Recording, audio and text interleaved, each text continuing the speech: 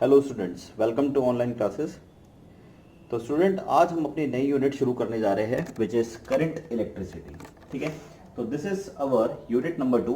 ठीक है, ये हमारी यूनिट नंबर 2 है। और इस यूनिट का अगर मैं वेटेज की बात करूं कि ये कितने मार्क्स की बोर्ड एग्जामिनेशन में पूछा जाता है, ठीक है, तो मैं इसकी वेटेज की बात करता हूं कि इसकी वेटेज कितनी है। ठीक है, बोर्ड एग्जामिनेशन में इसकी वेटेज कितनी है। तो वेटेज जो है इसकी लगभग 7 से 9 मार्क्स के बीच में इसकी वैरी करती है। ठीक है, 7 to 9 मार्क्स के बीच में क्वेश्चंस पूछे जाते हैं यहाँ से। और एक क्वेश्चन आपका 5 मार्क्स का डेफिनेटली यहाँ से बनता है।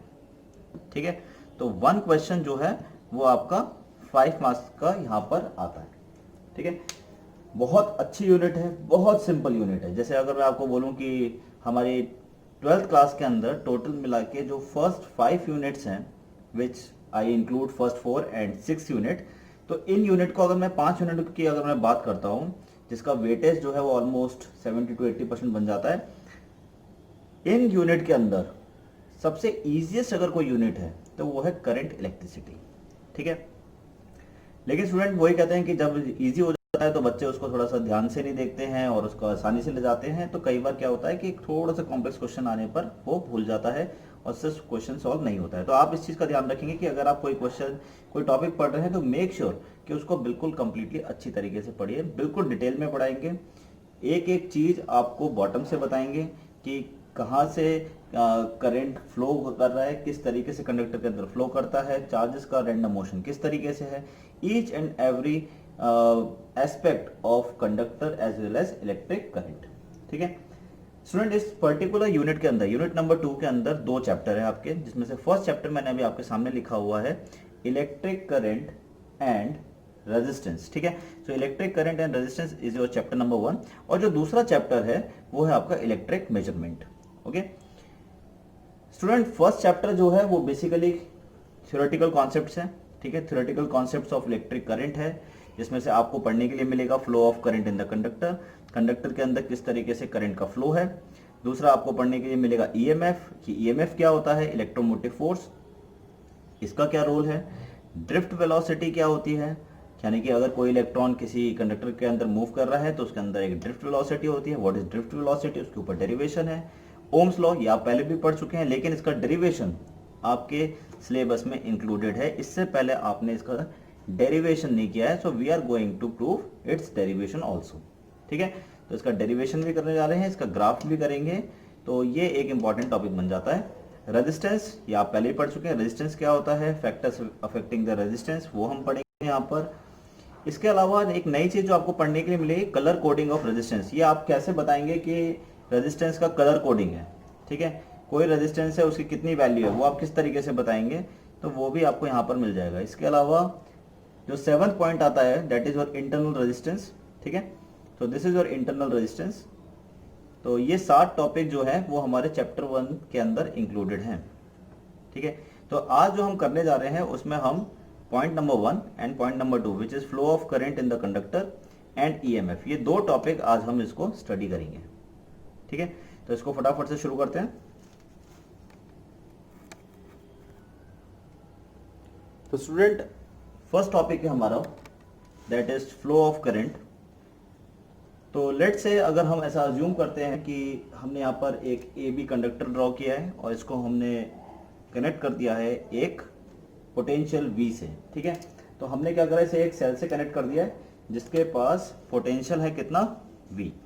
ठीक है, अब जब हमने इसको यहां पर कनेक्ट कर दिया है तो वी ऑलरेडी नो दैट कि negative terminal of the battery, जो नेगेटिव टर्मिनल होता है बैटरी का, उसके अंदर इलेक्ट्रॉन होते हैं एंड पॉजिटिव टर्मिनल के पास जनरली पॉजिटिव चार्जेस होते हैं। ठीक है, so negative charges will come out, यानी कि electron will come out from here and they will be attracted towards the positive and. ठीक है, ऐसा होगा या नहीं होगा। तो स्टूडेंट, जैसे कि आपको ये भी बात पता है कि कंडक्टर जो होते हैं, तो कंडक्टर के अंदर भी आपके फ्री इलेक्ट्रॉन्स अवेलेबल होते हैं, क्योंकि कंडक्टर जनरली अगर हम इनके वैलेंस शेल्स की अगर हम बात करते हैं तो इसमें वैलेंस इलेक्ट्रॉन्स अवेलेबल होते हैं। वैलेंस इलेक्ट्रॉन्स क्या है, which is free to move. ठीक है, तो they are free to move. तो रैंडमली ए बी के यानी ए बी कंडक्टर के अंदर अगर मैं बात करता हूं तो रैंडमली इलेक्ट्रॉन्स आर मूविंग। तो ए बी के अंदर इलेक्ट्रॉन्स जो है वो रैंडमली मूव कर रहे हैं, और जैसे ही मैं इसको एक बैटरी से कनेक्ट करूंगा तो तुरंत ये सारे के सारे इलेक्ट्रॉन जो रैंडमली मूव कर रहे हैं, कोई इधर जा रहा है, कोई इधर जा रहा है, कोई पीछे जा रहा है, ये सभी के सभी अलाइंड हो जाएंगे, because all the electrons will be attracted towards the positive terminal of the cell. ठीक है, तो सेल के पॉजिटिव टर्मिनल की तरफ ये मूव करेंगे। चलिए अब देखते हैं कि करंट का फ्लो हुआ कैसे इसके अंदर। तो स्टूडेंट सबसे पहली बात तो ये है कि जैसे मैंने अभी आपको बताया कि आपका जो सेल होता है जिसमें हमने बड़ा वाला जो ये डंडा खींचा हुआ है, तो आप देख सकते हैं कि ये पॉजिटिव टर्मिनल को रिप्रेजेंट करता है और छोटा वाला जो है वो नेगेटिव टर्मिनल को रिप्रेजेंट करता है।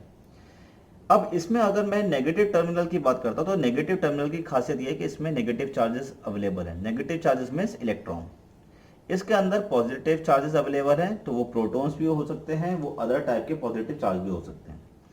अब अगर मैं यहाँ बात करता हूँ कि जैसे ही मैंने इसको क्लोज सर्किट किया, लेट से जैसे ही मैंने इसको क्लोज किया, तो क्लोज सर्किट के अंदर जैसे ही कनेक्ट किया तो हमने ये देखा कि इलेक्ट्रॉन जो है इस पर्टिकुलर टर्मिनल नेगेटिव टर्मिनल से बाहर निकलने शुरू करें। ठीक है, so electrons will start to come out from this, और इस तरीके से ये इलेक्ट्रॉन जो है अगर हम बात करें ये मूव करना शुरू करते हैं, और ये इस तरीके से मूव करते हुए यहाँ पर जाएंगे, फिर ये अंदर होते हुए, ठीक है, अंदर से होते हुए फिर ये बाहर निकलेंगे, फिर ये इलेक्ट्रॉन यहाँ पर आ जाएगा, फिर ये इधर मूव करेगा, इधर मूव करेगा, और फाइनली यही सेम इलेक्ट्रॉन जो है पॉजिटिव टर्मिनल के अंदर एड अप हो जाएगा। ठीक है, तो आप देख सकते हो कि इलेक्ट्रॉन जो है वो नेगेटिव टर्मिनल से फाइनली कहां पर आ गया, पॉजिटिव टर्मिनल की तरफ।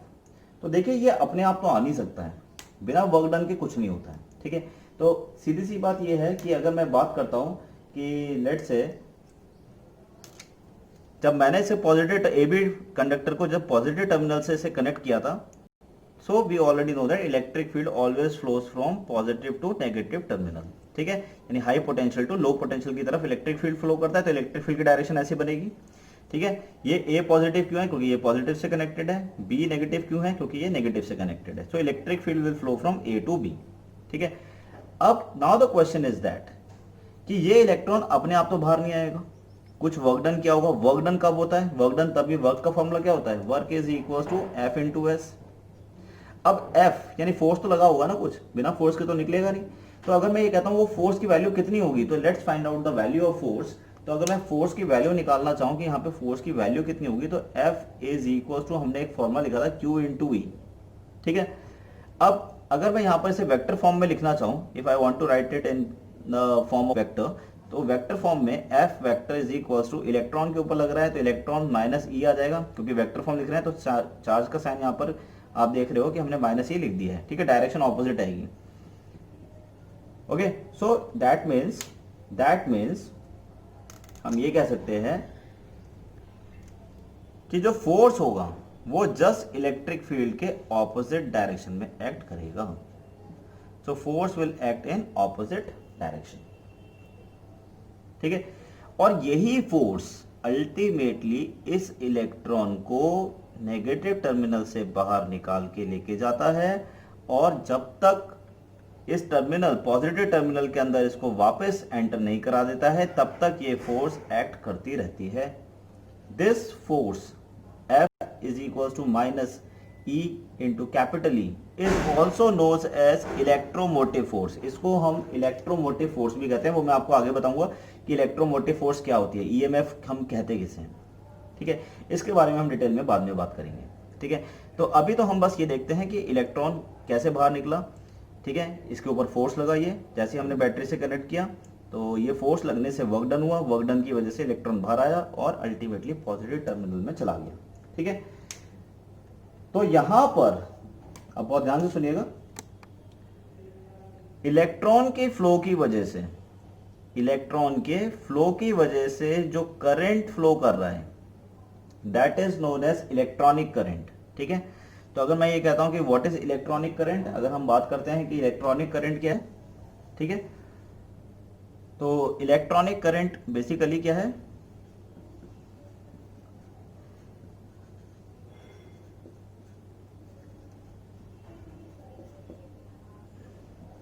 ठीक है, तो हम ये कह सकते हैं इलेक्ट्रॉनिक करंट क्या है? It is this current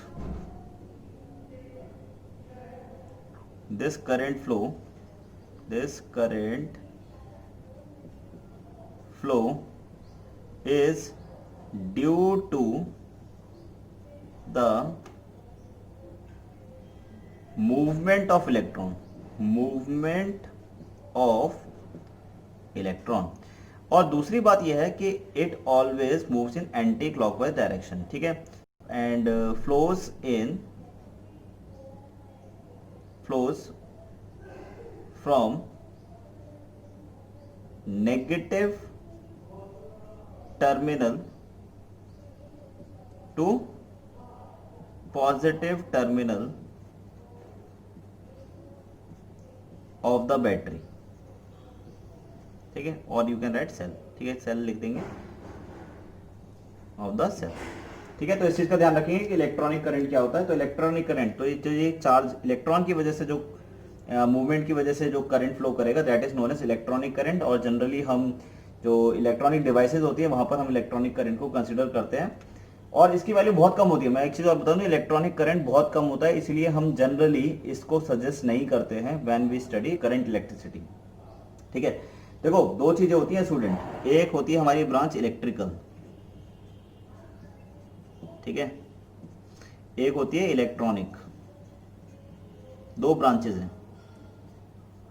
engineering भी दो चीजों पे होती है, एक इलेक्ट्रिकल इंजीनियरिंग भी होती है और एक इलेक्ट्रॉनिक इंजीनियरिंग भी होती है। दोनों में डिफरेंस क्या है? तो देखिए डिफरेंस क्या है, डिफरेंस का मतलब ये है कि यहां पर आप जो पढ़ते हो इलेक्ट्रिकल के अंदर वो पढ़ते हो मैक्रोस्कोपिक, ठीक है, ये है आपकी मैक्रोस्कोपिक स्टडी है ये, और जबकि इलेक्ट्रॉनिक जो है वो माइक्रोस्कोपिक है, ठीक है, सेम चीज की माइक्रोस्कोपिक। यानी कि अगर मैं इस कंडक्टर को ऊपर ऊपर से देखता हूं कि ठीक है इसमें करंट कितना फ्लो कर रहा है, कितना पोटेंशियल लग रहा है, कितना रेजिस्टेंस है, ऊपर ऊपर से पढ़ा बस, तो that is known as electrical.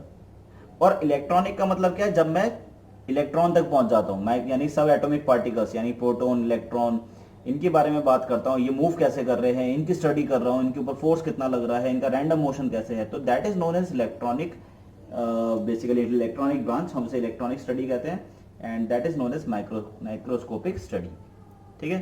तो इलेक्ट्रिकल इज माइक्रो यानी ऊपर ऊपर से पढ़ना, एंड इलेक्ट्रॉनिक इज माइक्रोस्कोपिक यानी कि बिल्कुल डेप्थ में जाके उसको स्टडी करना, ठीक है। तो प्लीज नोट डाउन कि ये इलेक्ट्रॉनिक करंट होता है, ठीक है। तो इलेक्ट्रॉनिक करंट की डायरेक्शन एंटी क्लॉकवाइज, तो इलेक्ट्रॉनिक करंट फ्लो कर रहा है। लेकिन हमारे घर में जो करंट आता है that is known as conventional current. तो यहाँ पर जो आई करंट है, आई करंट जो है, अगर मैं बात करता हूँ कि आई करंट की बात करते हैं, तो I current is your conventional current. Just knowledge के लिए आपको पता होना चाहिए सारी चीज। कन्वेंशनल करंट ये सब एग्जाम में नहीं पूछा जाएगा, but for the sake of knowledge ये सब हमें पता होना चाहिए, कन्वेंशनल करंट, ठीक है। एंड इसके बाद अगर हम बात करते हैं कि इसकी डायरेक्शन बात करें, तो it flows from positive to negative terminals, ठीक है। तो यहाँ पे एरो लगा के लिख देते हैं, ऑलवेज फ्लोज फ्रॉम नेगेटिव, ठीक है, always flows from negative to positive to negative terminal, ठीक है, ऑफ सेल, ठीक है, ध्यान रखेंगे इस चीज का। तो दोनों चीजें मैंने आपको बता दी है। तो यहाँ पर हमने पूरा एक कंडक्टर को स्टडी कर लिया है कि कंडक्टर के अंदर किस तरीके से इलेक्ट्रॉन का फ्लो होता है, चार्जेस कैसे फ्लो करते हैं, what is electronic current, electronic current क्या है जो इलेक्ट्रॉन के फ्लो की वजह से है, और कन्वेंशनल करंट क्या है कि कन्वेंशनल करंट बेसिकली इलेक्ट्रॉन के जो ऑपोजिट डायरेक्शन में जो करंट फ्लो करता है, ठीक है, इलेक्ट्रॉन के जस्ट ऑपोजिट डायरेक्शन में जो करंट फ्लो करता है that is known as conventional current. और यही करंट हमारे घर में आता है, यही करंट जो है अल्टीमेटली हमारा फैन, बल्ब और अदर इलेक्ट्रिकल डिवाइसेस जो हैं वो कंज्यूम करते हैं, ठीक है। अगर मैं एमीटर लगा के इसको चेक करूंगा, तो एमीटर लगा के अगर मैं इसे चेक करूंगा तो किससे चेक कर सकते हैं? दैट इज वो हमें क्या चेक करके बताएगा? कन्वेंशनल करंट की वैल्यू बताएगा। तो how you can check conventional current by ammeter. Device का नाम क्या है? एमीटर।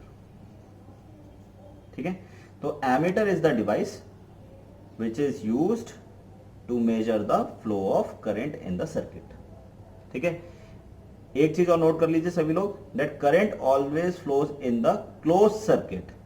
यानी क्लोज सर्किट मतलब ये कहीं से ब्रेक नहीं होना चाहिए, अगर ब्रेक हो गया तो करंट फ्लो नहीं करेगा, तो it always flows in closed circuit. इस चीज का भी आप ध्यान रखेंगे। ठीक है, so this is all about your basic, ये बेसिक है, और this is your flow of electric current in the conductor.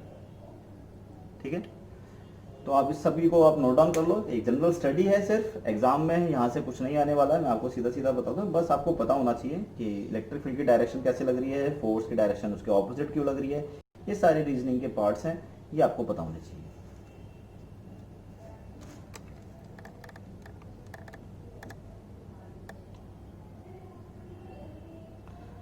चलिए स्टूडेंट नेक्स्ट देखते हैं। तो स्टूडेंट नेक्स्ट है डेफिनेशन ऑफ करंट। तो करंट जब मैं बात करता हूं तो यहाँ पे बात आती है कन्वेंशनल करंट की, क्योंकि इलेक्ट्रॉनिक करंट मैंने आपको पहले भी बताया था कि बहुत स्मॉल फ्लो करता है, इसलिए जनरली हम नेग्लेक्ट कर देते हैं when we study electrical system. ठीक है, इलेक्ट्रॉनिक सिस्टम जब हम पढ़ेंगे डेफिनेटली हम इसके बारे में भी स्टडी करेंगे, इलेक्ट्रॉनिक के बारे में, लेकिन अभी हाल फिलहाल हम इलेक्ट्रिकल सिस्टम के बारे में बात कर रहे हैं, इसलिए यहाँ पर हम कन्वेंशनल करंट के ऊपर ध्यान देंगे। ठीक है, तो देखिए करंट है क्या, तो करंट अल्टीमेटली हो गया क्या, it is defined as the rate of flow of charges. अगर चार्जेस का फ्लो हो रहा है with respect to time, if the flow of charges with respect to time है, तो वो क्या मिलके बनाएगा, दैट विल मेक करंट, वो मिलके क्या बनाएगा, करंट बनाएगा। ठीक है, so I is equal to D Q over D T लिख सकते हैं, और इसको हम ऐसे भी लिख सकते हैं, अगर लिखना चाहें तो कुछ बुक में ये जनरली इस तरीके से भी लिखा रहता है Q ओवर T, तो बोथ आर करेक्ट। ठीक है, वो इसलिए DQ इसलिए क्योंकि अगर आप सपोज DQ मतलब very small value of charge 1.1 let say, and let say DT की अगर मैं बात करता हूँ, DT भी लेट से 0.1 सेकेंड ले लेते हैं। ठीक है, तो स्मॉल स्मॉल ले लेते हैं, डिवाइड करेंगे कितना आएगा, 1 आएगा। लेकिन अगर मैं इसकी बात करता हूँ Q की, Q कितना हो गया, 100 मान लेते हैं, चलिए टाइम मान लेते हैं 100 सेकेंड, डिवाइड करेंगे कितनी आ रही है वैल्यू, 1। देखिए दोनों में 1 आ रही है, 1 ampere. So the current is same. ठीक है, तो इससे कोई फर्क नहीं पड़ता है, चाहे आप स्मॉलर के लिए लेंगे, अगर स्मॉल चार्ज लेंगे तो स्मॉल टाइम फ्लो होगा, और अगर इसी तरीके से अगर हम यहाँ पे कैपिटल टी या स्मॉल टी इस तरीके से लेंगे टोटल टाइम, तो चार्ज भी हमारा उतना ही फ्लो करेगा। ठीक है, तो ये ध्यान रखेंगे।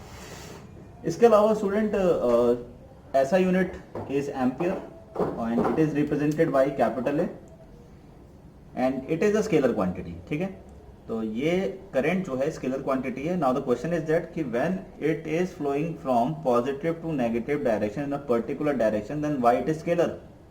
भाई इसके पास तो डायरेक्शन हो गई, तो ये स्केलर कैसे हो गया, तो ये तो वेक्टर होना चाहिए, लेकिन ये स्केलर है।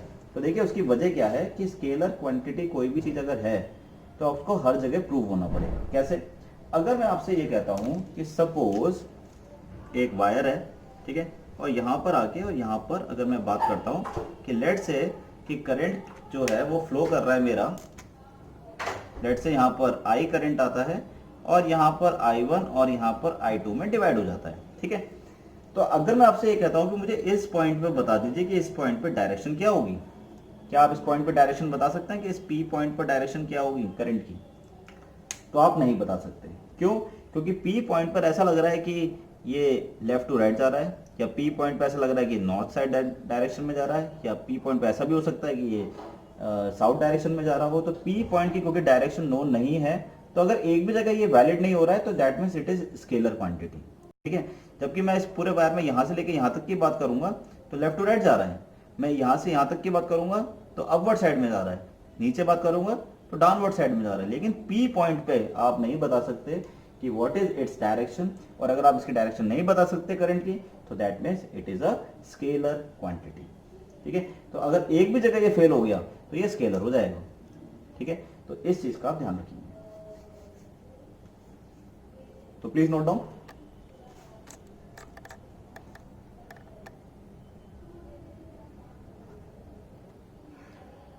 तो स्टूडेंट अगला टॉपिक है हमारा ईएमएफ। इलेक्ट्रोमोटिव फोर्स बहुत ज़्यादा इंपॉर्टेंट है पूरी यूनिट के अंदर, ये कई जगह आएगा और कई बार आएगा, ठीक है। तो देखिए इलेक्ट्रोमोटिव फोर्स, देखिए इसके दो मतलब हैं, इसको हम दो तरीके से समझने की कोशिश करेंगे।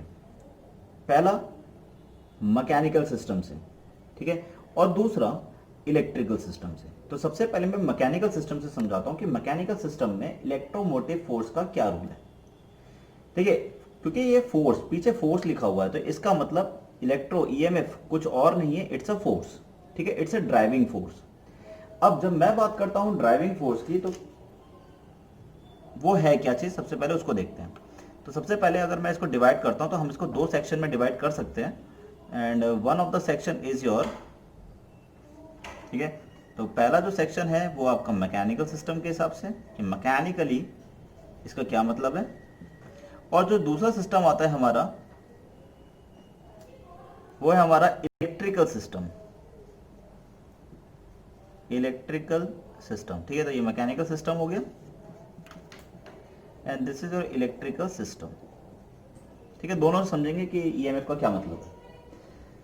देखिए स्टूडेंट, अगर मैं बात करता हूं कि जहां मैंने बात करी थी आपसे कि इलेक्ट्रॉन नेगेटिव टर्मिनल से बाहर आता है और फिर पॉजिटिव की तरफ मूव करने की टेंडेंसी रखता है, तो इलेक्ट्रॉन यहां से बाहर आया, इधर मूव कर रहा है, और इधर मूव इसलिए ही कर पा रहा है ये इलेक्ट्रॉन, बिकॉज ये इलेक्ट्रॉन क्यों मूव कर पा रहा है, because there is a force which is acting from negative terminal to positive terminal, यानी बी से ए की तरफ एक्ट कर रहे हैं।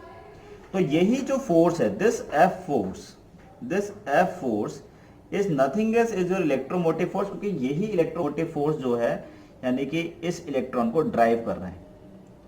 तो जो इलेक्ट्रॉन को ड्राइव करे फोर्स, उसको हम क्या बोलेंगे, इलेक्ट्रोमोटिव फोर्स कहेंगे, और इसी की वजह से इलेक्ट्रॉन फाइनली इधर मूव करता हुआ और अल्टीमेटली ये इलेक्ट्रॉन जो है पॉजिटिव टर्मिनल की तरफ चला जाता है, ठीक है। तो ये तो हमने मैकेनिकल सिस्टम से समझा कि इलेक्ट्रॉन जो है नेगेटिव से पॉजिटिव टर्मिनल पर पहुंचता है, किसकी वजह से, इलेक्ट्रोमोटिव फोर्स की वजह से, ठीक है। तो फोर्स एक्ट कर रहा है बी से ए की तरफ, ठीक है। अब अगर मैं बात करता हूं इलेक्ट्रिकल सिस्टम पे, चलिए अब इलेक्ट्रिकल सिस्टम को देखते हैं कि इलेक्ट्रिकल सिस्टम में इसका क्या मतलब है। देखिए इलेक्ट्रिकल सिस्टम का मतलब है कि अगर कोई सेल मैक्सिमम पोटेंशियल अपना बियर करता है, ठीक है, अगर कोई सेल मैक्सिमम पोटेंशियल बियर करता है, तो मैं लिख देता हूं maximum potential of the cell, maximum, बहुत ध्यान से देखिएगा, maximum potential of a cell, उसको हम क्या बोलेंगे, उसको बोलेंगे इलेक्ट्रोमोटिव फोर्स, ईएमएफ, ठीक है। और यही वजह है क्योंकि जब मैं बात कर रहा हूं पोटेंशियल, तो पोटेंशियल अगर मैं बात कर रहा हूं तो इसका मतलब ये हो गया कि इसकी जो एसआई यूनिट हो जाएगी वो क्या हो जाएगी, वोल्ट। पोटेंशियल की तो वोल्ट होती है, ठीक है। अब इसको आप ऐसा समझ सकते हैं कि सपोज मैं ये कहता हूं कि लेट से आप किसी एक दुकान पर गए और वहां पर आपने एक सेल खरीदा, ठीक है। लेट से आपने ड्यूरा सेल खरीदा है, ठीक है। हम ऐसा मान लेते हैं कि आपने क्या खरीदा है, Duracell, let say this is your Duracell, एक गुड क्वालिटी आप सेल खरीद के लेकर आए, और इस सेल का जो वोल्टेज था हम मान लेते हैं कि जब आप खरीद कर लेके आए तो वो 6 वोल्ट था, ठीक है। यानी मैक्सिमम इसके अंदर जो स्टोरेज हो सकती है वो 6 वोल्ट स्टोर हो सकता है। तो इस वक्त हम ये कहेंगे कि ये जो 6 वोल्ट है, this 6 volt is nothing else is your EMF, क्योंकि maximum potential of a cell, भाई इससे ज्यादा तो हो नहीं सकता ना। लेकिन जैसे ही मैं इसको किसी सर्किट से कनेक्ट करूंगा, लेट से मैंने यहां इसे लगा दिया, और जैसे ही मैंने इसको एक सर्किट से कनेक्ट कर दिया, यहां उठा के इसको यहां लगा दिया, तो तुरंत जैसे मैं कनेक्ट करूंगा तो करंट फ्लो करेगा, इसका पोटेंशियल ड्रॉप हो जाएगा। ड्रॉप होता ही सपोज मैंने कहा ये 5.9 वोल्ट हो गया, then it will become potential difference. ये क्या बन जाएगा, पोटेंशियल डिफरेंस बन जाएगा। तो समझ में आ रहा है आपको ईएमएफ और पोटेंशियल डिफरेंस में क्या फर्क है। देखिए ईएमएफ जो होता है वो होता है आपका maximum potential of a cell, और पोटेंशियल डिफरेंस होता है जो उससे कम वैल्यू, चाहे अब इसके बाद 5.9 कह लीजिए, 5.8, 5.4, 5, 4, 3, 2, 1 कुछ भी कह लीजिए, बट 6 वोल्ट से अलावा जितने भी पोटेंशियल होता है that is known as potential difference और पोटेंशियल ड्रॉप। उसको हम पोटेंशियल डिफरेंस भी कर सकते हैं, उसको हम पोटेंशियल ड्रॉप भी कर सकते हैं। ठीक है, क्या क्या कह सकते हैं? पोटेंशियल डिफरेंस, या हम कह सकते हैं इसको पोटेंशियल ड्रॉप, सबका मतलब एक है। ठीक है, तो ये बोलेंगे। ठीक है, तो ये आपका इससे रिलेट करेगा। But this 6 volt is nothing else is your, this 6 volt is nothing else is your maximum potential of cell which is known as EMF. ठीक है, इसको हम क्या बोलेंगे? ईएमएफ। तो हम कभी भी कोई सेल खरीद के लेके आते हैं तो उसमें मैक्सिमम ही होता है, तो उस वक्त उसके अंदर क्या होता है? ईएमएफ होता है। अगर आपसे कोई कहता है कि इसका पोटेंशियल क्या है तो वो है ईएमएफ के बराबर, तो ईएमएफ मतलब 6 वोल्ट के बराबर है, मैक्सिमम पोटेंशियल के बराबर है। ठीक है, तो आई होप आपको समझ में आ गया होगा कि ईएमएफ के दो मतलब है। मैकेनिकल सिस्टम में तो हम इन टर्म्स ऑफ फोर्स हम समझते हैं कि एक ऐसी फोर्स जो इलेक्ट्रॉन को बाहर निकाल के लेकर आती है। ठीक है, और जब मैं इलेक्ट्रिकल सिस्टम में आता हूं तो इलेक्ट्रिकल सिस्टम में ये पोटेंशियल में कन्वर्ट हो जाता है, क्योंकि जितना ज्यादा पोटेंशियल होगा ऑब्वियस सी बात है इलेक्ट्रॉन उतना तेजी से वापस जाएगा। ठीक है, उतनी तेजी से यहां से निकलेगा और फटाफट से positive terminal of the battery पे आने की कोशिश करेगा। ठीक है, तो वहां पर हम maximum potential of a cell पर जाते हैं और this is known as EMF. ठीक है, चलिए इसकी डेफिनेशन देखते हैं फटाफट से कि इसकी डेफिनेशन क्या है।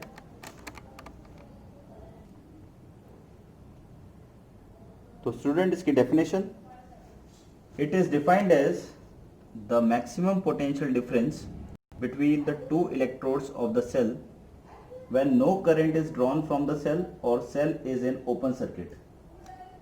तो इसमें ये एक इंपॉर्टेंट लाइन आ जाती है कि no current is drawn from the cell।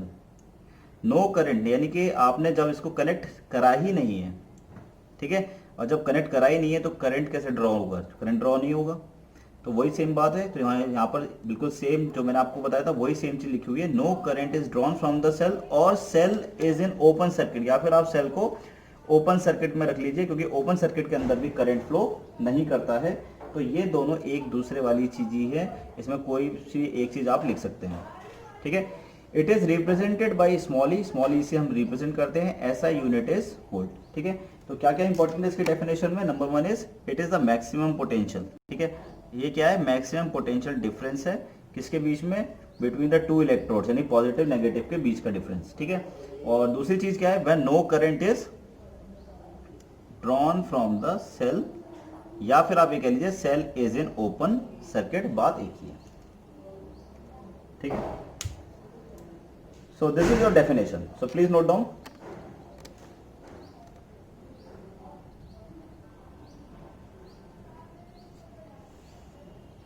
Thank you.